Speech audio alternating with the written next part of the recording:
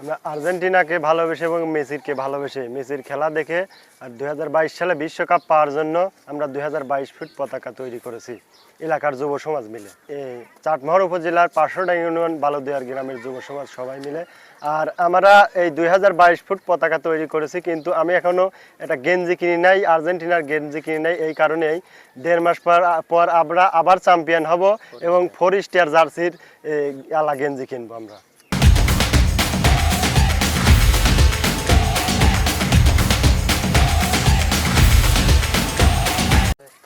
Argentina এবং Messi আমাদের আবেগের স্থান। নীল সাদা জার্সিতে আমরা অনেক আবেগে থাকি এবং এই জন্য আর্জেন্টিনার ভালোবাসার জন্য আমরা 2022 ফুট পতাকা বানাইছি। কারণ 2022 সালে আমরা বিশ্বকাপ নিয়েছি।